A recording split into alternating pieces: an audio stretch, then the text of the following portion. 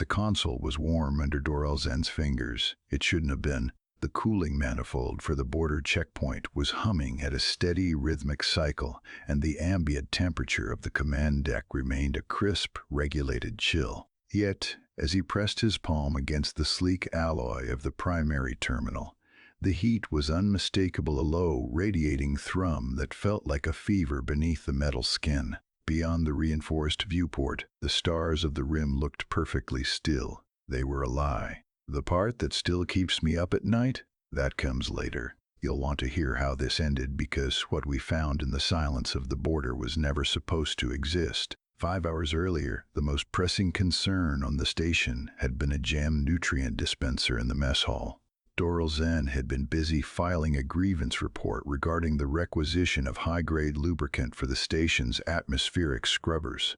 It was a tedious, necessary bit of bureaucracy that defined his life as a senior border warden. He prided himself on the order of his sector. The Jorath Empire didn't tolerate anomalies, and Doralzen didn't tolerate messy paperwork. He was halfway through a sentence about viscosity when a junior technician, a spindly youth named Vrel, whose chitin was still soft and pale, tapped a digit against a secondary viewport.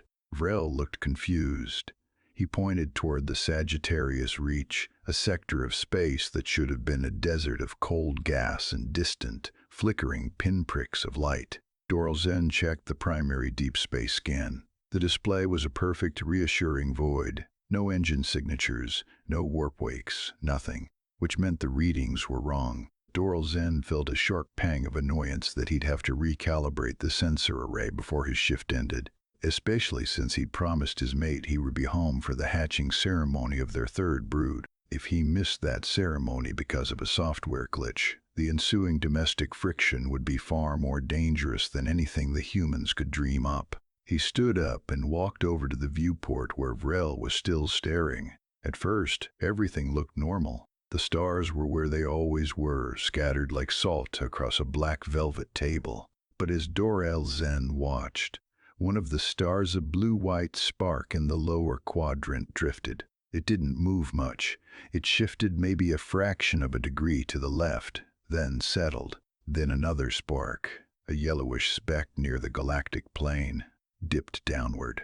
The stars were moving. It was a slow, majestic, and utterly impossible dance. Doralzen felt a sudden, sharp resonance in his chest, a species-specific vibration of the Jorath sternum that only happened when the body sensed a massive gravitational displacement. His inner ear began to ring. It was the biological equivalent of a proximity alarm. "Vrel," Doralzen said, his voice dropping into a low, clinical rasp.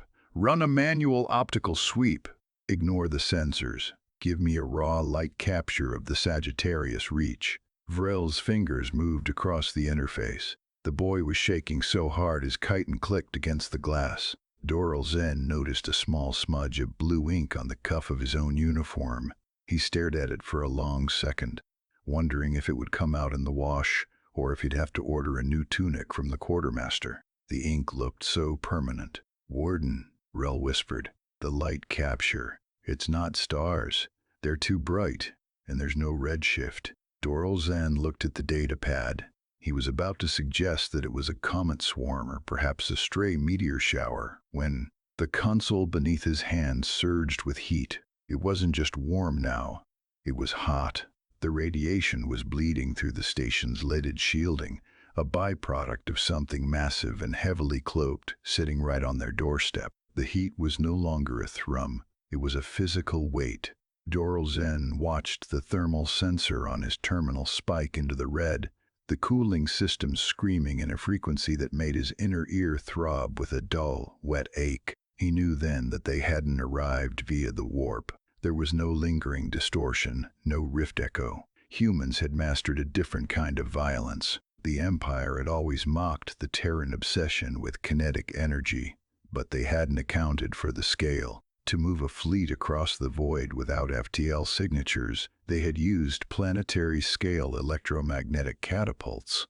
They had launched their dreadnoughts like hypersonic slugs, hurling millions of tons of steel through the vacuum at a significant fraction of the speed of light.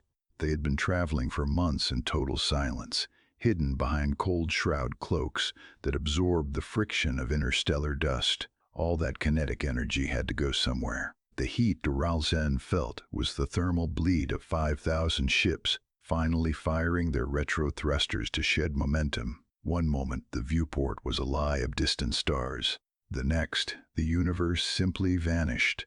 A wall of matte black hull plating eclipsed the sun, then another and another, until the station was encased in a forest of steel.